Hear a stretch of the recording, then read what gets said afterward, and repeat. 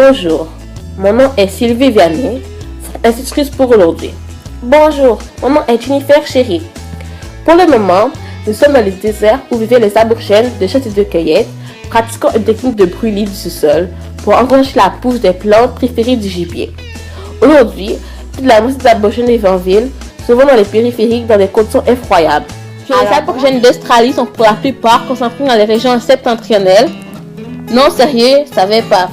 Beaucoup vivent dans des réserves appelées communautés et d'autres sont plus ou moins noyés dans les clopérias de grandes villes ou éparpillés dans les agglomérations de petites villes où la politique de l'association peut entraver la voie d'une pratique spirituelle ancestrale et la destruction de leur terre. Jusqu'en 1992, la loi britannique puis australienne concernant les terres était fondée sur le principe de terra nullius, c'est-à-dire le pays était considéré comme vide avant l'arrivée des Britanniques et n'appartenant donc à personne. Il pouvait être légitimement conquis.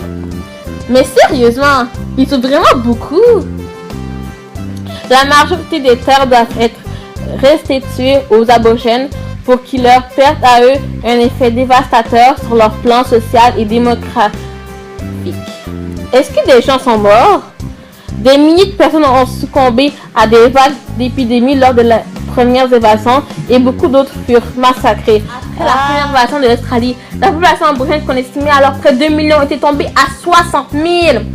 Puis, pendant la majeure partie du XXe siècle, les massacres généralisés ont laissé place à une politique officielle consistant à retirer les enfants aborigènes de leurs parents et les placer dans les familles blanches et dans les institutions missionnaires dans le but d'effacer toutes les strates de culture de la langue aborigène.